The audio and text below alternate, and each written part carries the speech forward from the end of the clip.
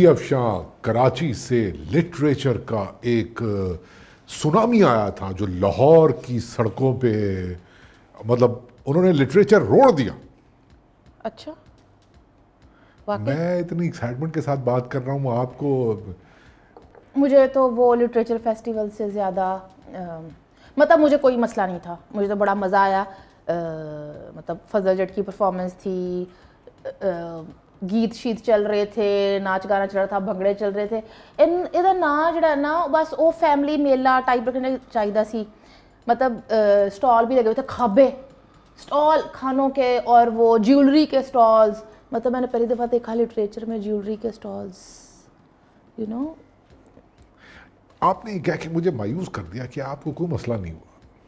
नहीं मुझे अगर आप गौर करें तो मैंने सबसे बड़े मसले की निशानदेही कर दी है काशिफ कि लिटरेचर फेस्टिवल नाम रखना क्यों ज़रूरी था, मैं ये समझना चाहूँगी। मतलब मेला ठेला था आपको बस यही मसले हुए और कोई मसले नहीं हुए? नहीं, होर भी बहुत सारे मसाइल हुए ने। मैंने कहा मैं आपको कह दूं ना, आप खुल के गिनवा दे, फिर मैं बोलूंगा। देखिए फिर ऐसे कैसे, जब तक आप बोलेंगे मैं आपको टोकूंगी नहीं, दूसरी तरफ से कैसे होगा? यही तो बात है ना। लेकिन मुझे पता है कि जैसे मैंने बोलना शुरू किया, आपने फिर मेरे पे इल्ज़ामात की बौछार कर देनी है कि मैं बार बार लफ्ज़ जाहिल का, घटिया का इस्तेमाल कर रहा हूँ और साजिशी थेरीज लेकर आ रहा हूँ और वगैरह वगैरह। इसलिए मैंने कहा मैं आपसे पूछ लूँ कि अगर आपको, क्योंकि मेरा तो एक ही मसला है, अगर कहें तो मैं बयान कर दूं, एक सांस में, एक जुमले में बयान कर दूं। उर्दू के अलावा देखें, पहली बात तो ये नहीं उर्दू का भी है नहीं देखिए, आप वैसे आपकी आपने ताना दिया है मुझे। नहीं, मैंने तो वैसे बात की है। नहीं, ये तो और लोग कहें तो अच्छा लगता है कि यार ये उर्दू के खिलाफ है। हम तो नहीं उर्दू के खिलाफ, हम तो मतलब एक अप्रोच की बात करते हैं ना। चलें छोड़ें, मैं इस बहस में नहीं जाता। मेरा पहला एतराज़ ये था कि आर्ट्स काउंसिल, जब आर्ट्स काउंसिल का नाम आ गया ना पाकिस्तान में, तो आर्ट्स काउंसिल के साथ एक ख़ास किस्म की सरकारी सरपरस्ती का पूरा कल्चर जो है वो सामने आ जाता है। जो दरबारी एजेंडा, जो रियासती एजेंडा इन आर्ट्स काउंसिलों ने इम्प्लीमेंट करवाया है ना इन 70-75 सालों में, ये जब से भी बनी है, ये एक रियासती मीडिया था, ठीक है ना, और दूसरा ये आर्ट्स काउंसिल थी जो मुख्तलिफ शहरों में खुल के उनके जो लोकल यानी आर्ट होता था उसको ये ज़रा उर्दू में ट्रांसलेट करते थे, ठीक है। उनकी पंजाबी को उर्दू बनाते थे या उनकी सराइकी को बताते थे कि यार आप सराइकी लहजे में उर्दू बोल रहे हैं, इसको आप, यानी ये तो बिल्कुल जो एक मिशन है ना इस रियासत का कि हमारी नेटिविटी की आइडेंटिटी को डिस्टॉर्ट किया जाए, उसका टूल रही हैं पाकिस्तान में आर्ट्स काउंसिलें। और वो सैडिस्ट लोग इसके अंदर यानी कि इनके हेड बने रहे हैं, जिन्होंने काम ही कुछ नहीं किया मासवाए जिस शहर में जाएं वहां पर जाके उर्दू कॉलोनाइजेशन में हाथ बढ़ाएं, और दूसरा नेटिव आइडेंटिटीज को, नेटिव आर्ट को, नेटिव कल्चर को जो है वो होता था ना हार्स एंड कैटल शो, तो चबूतरे के सामने से गुजरते थे, तो आज़ादी के चबूतरे से गुजरवाएं ये नेटिव लिटरेचर को, नेटिव सोच को, नेटिव आर्ट को, नेटिव आइडेंटिटीज़ को। इतनी खामोशी आपकी किसी तूफान का पेश खैमा लग रही है मुझे। मैं आपकी 80-85% बातों के जवाब देने की मजाज नहीं हूँ। अच्छा, ये जो आज़ादी के चबूतरे वाली आपने बात की है, मैं इसी को आगे लेकर बढ़ना चाहूँगी। वहाँ पर हमने देखा कुछ स्कूल्स के बच्चे और बच्चियाँ, वाह, यानी कि जो 80 में चबूतरा गुजरता था ना, आज भी वही। यानी मैं देख रहा था इवन जब नया नया हमारा मीडिया आया था तो एक ये कल्चर होता था कि बलोची ड्रेस पहन लिया, पख्तून ड्रेस पहन लिया, मैं पठानी बनी हुई हूँ, मैं पठानी, हाँ पठानी कहते, मैं आपको सुनवा देता हूँ, मैं पहले आपको ये क्लिप्स दिखा दूँ पहले। मैं यही बात करना चाह रही थी कि आपने बच्चों को ये कोई फैंसी ड्रेस शो तो था नहीं। अब हमारी इस बात पे कहा जाएगा कि बच्चे थे वो अपनी, नहीं, वो स्कूल्स की जो टीचर्स हैं वो इन बच्चों को, मतलब कितने पैसे खर्च किए होंगे इन बच्चियों ने, उनके वालदैन, बच्चियों ने, तो उनके वालदैन के ऊपर कितना प्रेशर आया होगा, ठीक है।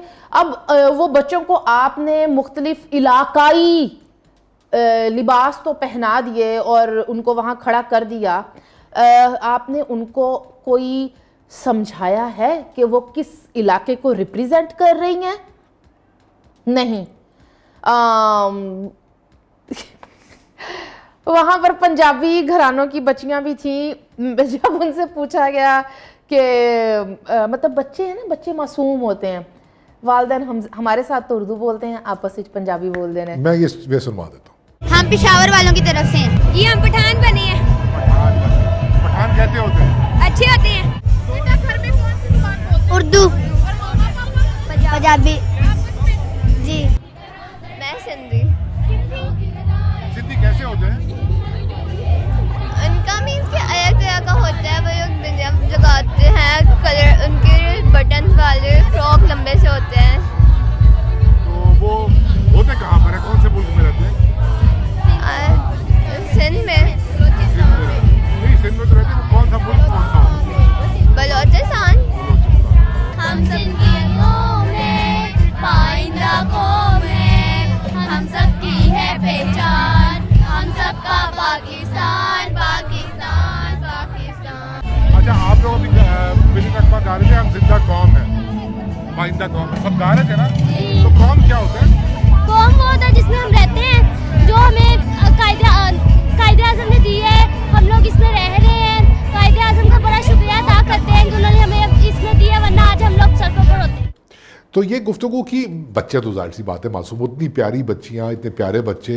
अफसोस ये होता है कि जिस तरीके से 70 की अफसोस ये होता है कि वो मुगालता पाकिस्तान बिल्कुल मैं ये पढ़ने कह रहा हूं। वाली और एक और नस्ल आर्ट्स काउंसलों की बनाई हुई एक नस्ल जो ये बताती है कि दूसरी जो कौमियतें हैं उनका एहतराम करने का तरीका है कि उनके कपड़े पहन के खड़े हो जाओ। यार ये एहतराम का आप दूसरी, पाकिस्तान में एक कौम नहीं रहती भाई, बहुत सारी कौमें रहती हैं और उन कौमों का आपने एहतराम करना है। तो हाँ काशिफ, आप कौम की बात किए चले जा रहे हैं। वहाँ पर एक पूरी क्लास जो है वो बच्चियाँ जो हैं उन्होंने साड़ी पहनी हुई थी, उन्होंने कहा था कि ये आर्मी को रिप्रेजेंट कर रही हैं। वो तो कौम नहीं है भाई, क्लास तो हम मुख्तलिफ क्लासेस को तो रिप्रेजेंट करते हैं ना। तो अच्छा, एक तो ये बात थी और दूसरी बात ये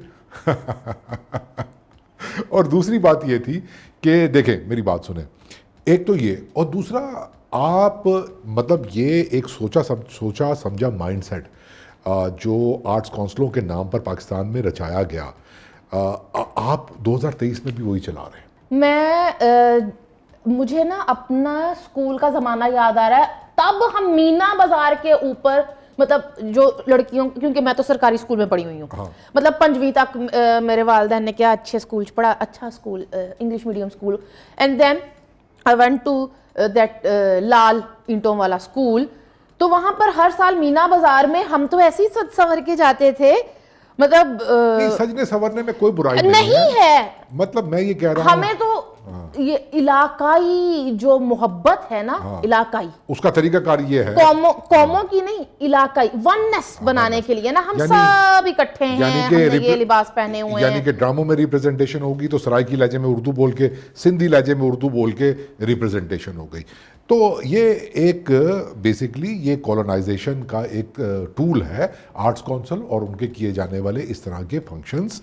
और मैं इनकी किसी बात को इंडोर्स नहीं कर रही, क्योंकि मैं बार बार अलहमरा च आने वाले जिन्ने भी प्रोग्राम होने ने मैं तो उत्थे जाना है। हमें नहीं जाने देंगे इस बात पे, नेटिव मीडिया ते बैन लवा लेना। चले कोई बात नहीं, मैं मास्क लगा के चला जाऊंगा। तो कहने का मतलब ये है कि फिर मतलब आप उस मुल्क में रहते हैं जिसकी 90% पॉपुलेशन की ज़बानें कुछ और है, 70 से ज़्यादा ज़बानें बोलने वाले लोग हैं। मेरा एक बड़ा एतराज़ और भी है जिसके ऊपर अब शायद ये जो शो देखने वालों की एक बड़ी तादाद है वो गुस्सा भी हो जाएगी, हर्ट हो जाएगी। देखिए, आप मुझे जानते हैं कि ये जो कौमियत परस्ती होती है मैं उसको अच्छा नहीं समझती और ना ही मैं इसके पीछे जाती हूँ। बहुत अच्छा, मैं साथ करता हूँ इस बात पे। इसका मतलब ये नहीं है कि आप कराची से आए, लाहौर में अलहमरा में खड़े हों और साहब आप हमें बताएं कि पंजाबी जो है, पंजाब पुलिस को, मैं अनवर मकसूद साहब की बात कर रही हूँ। अनवर मकसूद साहब ने क्या है कि उन्होंने उम्र 83 साल हो गई है, पर सर 83 ਸਾਲ ਦੀ ਉਮਰ 'ਚ ਵੀ ਤੁਹਾਨੂੰ ਇਹ ਨਹੀਂ ਪਤਾ ਚੱਲਿਆ ਕਿ ਤੁਸੀਂ ਪੂਰੇ ਮਜਮੇ ਨੂੰ रेप जोक्स ਦੇ ਨਾਲ ਹਸਾ ਰਹੇ ਹੋ। और लोग हंस रहे हैं। और यही बात आपने जो पंजाब पुलिस के लिए कही है, किसी की जुर्रत है कि ये वहां पर जाकर कह दे, किसी दूसरे इलाके में कोई पंजाबी खड़ा होकर कह दे या कोई नहीं। आपको पता है इन्होंने फर्क ही नहीं पैंदा, जो मर्जी कही जाओ। वहां से तालियां बजा रहे थे लोग। तालियां बजा रहे हैं। नहीं, 83 साल की बात नहीं है। 83 साल में भी अगर और उनको- इसमें क्या मिजाह है?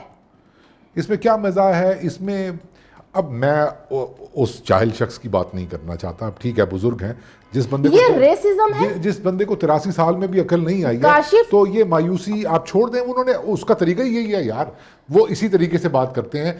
रेशल ये एक टिपिकल माइंडसेट है ना। मैं वही तो कह रहा हूँ ना कि देखिए, इब्तदा उससे होती है आर्ट्स काउंसिलों के फंक्शन की, इख्तिताम उससे होता है, और वाकई वो इस किस्म की, मैं क्या कहूँ, वो इस किस्म के रेसिस्ट कमेंट्स के ऊपर तालियां बजवाते हैं और एजिज्म या वो कलरिज्म या वो किसी भी तरह से रेप जोक्स को नॉर्मलाइज करते हैं और मजमा तालियां बजाता है। अच्छा, लेकिन हाँ। बुरा पंजाबी थिएटर सी। हाँ, नहीं हम पंजाबी थिएटर को मैं डिफेंड तो नहीं नहीं, डिफेंड मैं नहीं कर डिफेंड सकते। नहीं वो कर भी उतना ही घटिया मैं है। डिफेंड नहीं कर रही, लेकिन वो जाहिल थे और अनवर मकसूद साहब पढ़े लिखे जाहिल है।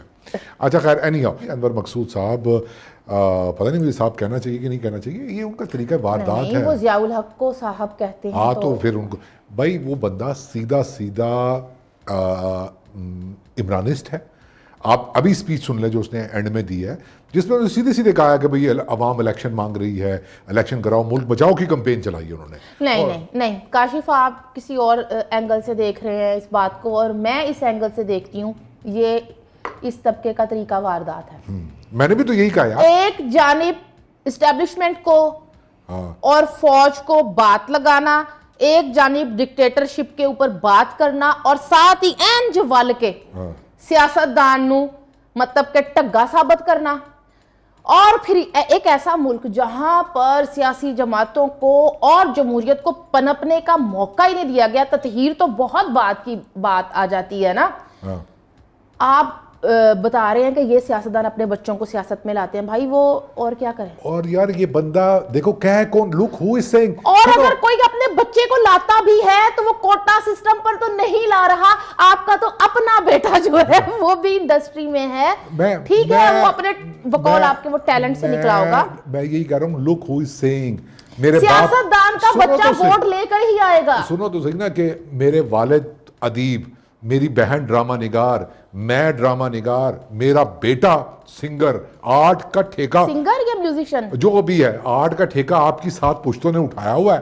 ठीक है, आपको सियासतदानों के अंदर जो है वो नजर आती है। कभी ये प्रो पीपल या प्रो डेमोक्रेसी बात करते हुए मुझे दिखाई नहीं क्यों देते। क्यों? उसकी वजह यह है कि दरबारी अदीब है, दरबारी आर्टिस्ट है। इसी बात से मैं इन्होंने जोड़ूंगा। ये फरमाया था ना कि जिया के दौर में मुझ पर तो कोई पाबंदी नहीं लगी। एग्जैक्टली, कहने का मतलब ये है। तो अच्छा, सर आपको फिर खुद पर गौर करना चाहिए हाँ। कि जिया के दौर में सहाफियों को सरेआम कोड़े मारे गए।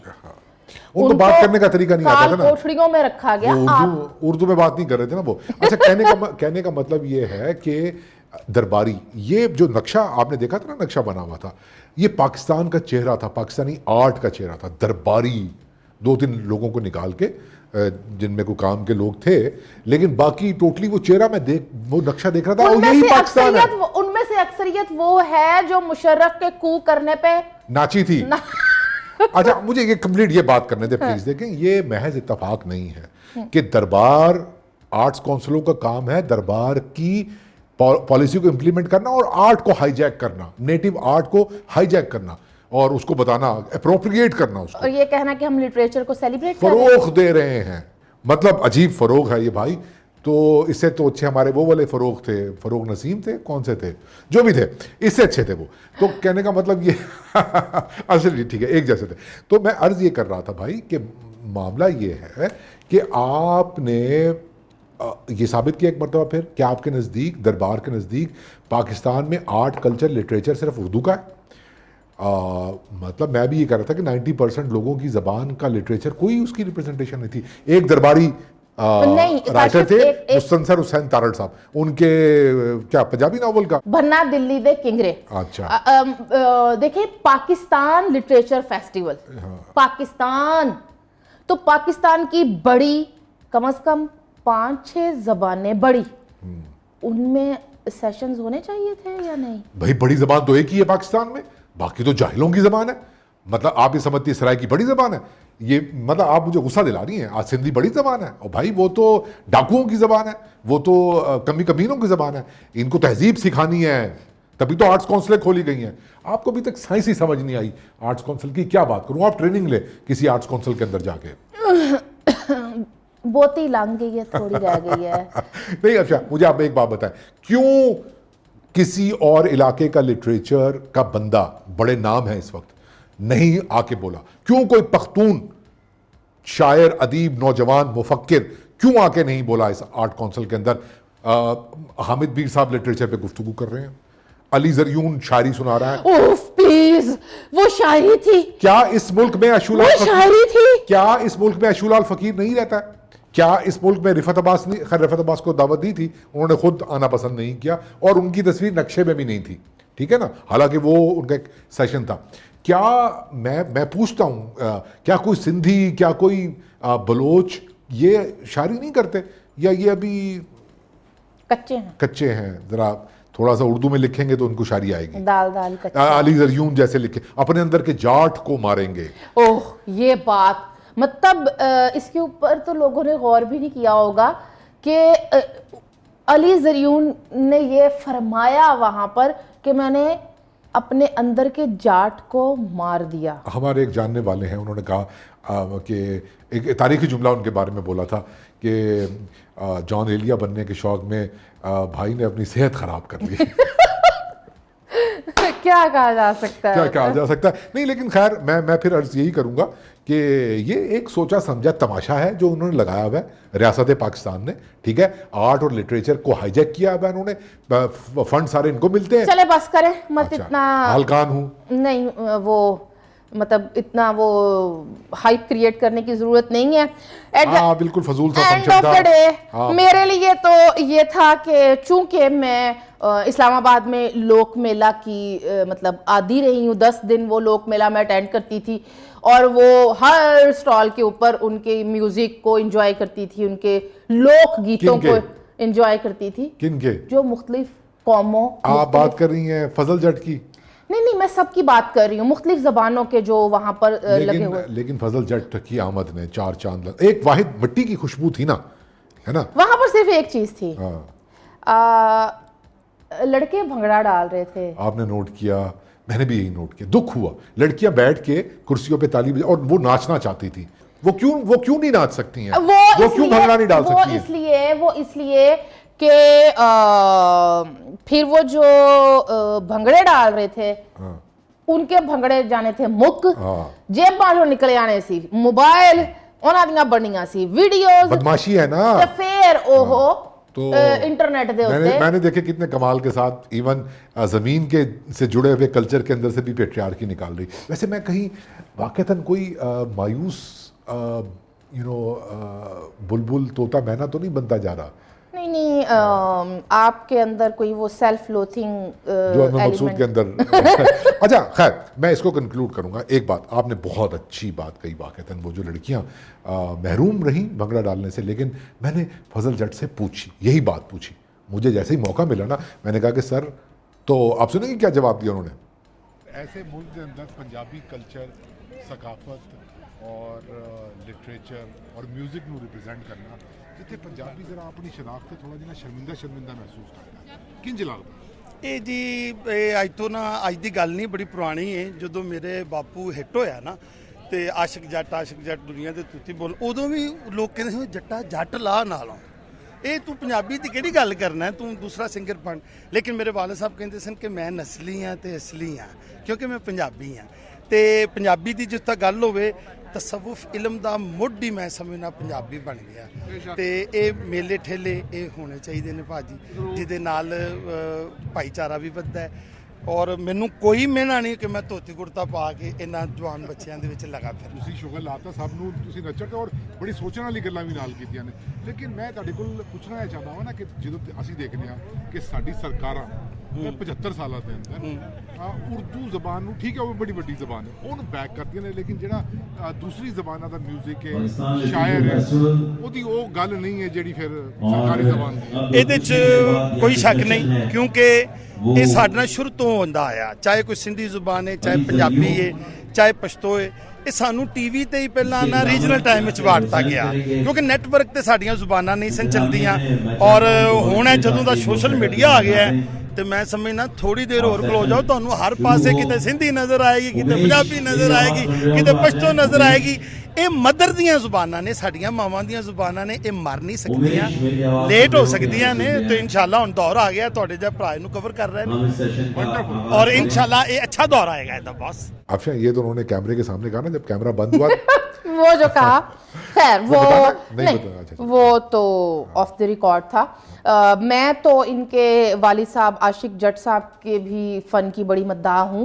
बाली जट्टी के साथ जिस तरह से वो रौनक लगाया करते थे, कुछ वीडियोस मैंने देख रखी हैं। अब आप पूछेंगे कि मैं कितनी पुरानी हूँ, तो खैर फजल जट साहब रौनक लगाना जानते हैं और उन्होंने कमाल किया।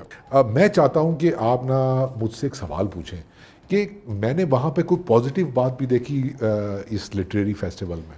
काशिफ, आपने पाकिस्तान लिटरेचर फेस्टिवल में कोई पॉजिटिव बात भी देखी? इस दफ्तर में मैंने देखी लिटरेचर फेस्टिवल के हवाले से, जब इफ़त यहाँ पे आई और उनको पता लगा कि अरे अली ज़फ़र भी वहाँ पे आ रहा है। मैंने कहा इफ़त आपको नहीं पता था? और उनको नहीं पता था, क्योंकि वो अपनी दुनिया में मस्त बंदी है। और आप देखें कि उन्होंने कैसे स्टैंड लिया है। वो अगर पहले दिन से एक पोजीशन के साथ जुड़ी हैं तो अपनी उस पोजीशन के साथ ही रही हैं, कायम है। एक सेशन जिसमें उन्होंने मॉडरेट करना था, पर उन्होंने उसका बाइक ड्रामे के हवाले से। और वो बड़ा इतनी वो हार्ड वर्किंग है कि उन्होंने सारे सवालात लिख के, ये वो हर चीज़ तैयार थी उनकी। एंड शी वॉज एक्साइटेड कि पाकिस्तानी ड्रामे की एवोल्यूशन पे वो बात करें। And suddenly when she realised कि यार आपने उसी नक्शे में इफ़त की भी फ़ोटो लगाई हुई है और एक अलेज्ड हरेसर की भी फ़ोटो लगाई हुई है। यार आप किस दुनिया में रहते हैं यार? ये कराची इसी दुनिया में जहां पर अलेज्ड हरेसर को सिविल अवार्ड भी दे दिया जाता है, इसी दुनिया में। लेकिन जो इफ़त ने किया, आई थिंक के पूरा ये लिटरेचर फेस्टिवल एक तरफ, इफ़त उमर का ये फैसला एक तरफ, के आप जितना भी दरबार रचा ले पाकिस्तान के अंदर, कोई आर्टिस्ट ऐसा भी है जो सच बोलने की हिम्मत रखता है। हाँ, वो अलग बात है कि उनके इस स्टैंड को थपकी देने के लिए या इसको मतलब कि कहने के लिए, इसकी तायीद के लिए भी अक्सरियत के पास उतनी हिम्मत नहीं निकल सकी। मैंने तो नहीं देखा। तो ये रही आज की। क्यों नहीं निकल सकी हिम्मत? क्योंकि कहीं ना कहीं फिर आपको आप उसी क्लास से हैं ना जहाँ पर फिर एक ही महफिल में अलेज्ड हरेसर भी होता है, तुसी भी इनवाइटेड होंगे हो। ये कॉर्पोरेट कल्चर का धंधा है, सब जस्टिफाइड। कॉर्पोरेट कल्चर, आप उनको भी बात करने दें, उनको भी बात करने दें, इनको भी बात करने दें, सबको बोलने अली जरिए उनको भी शेयर पढ़ने दें।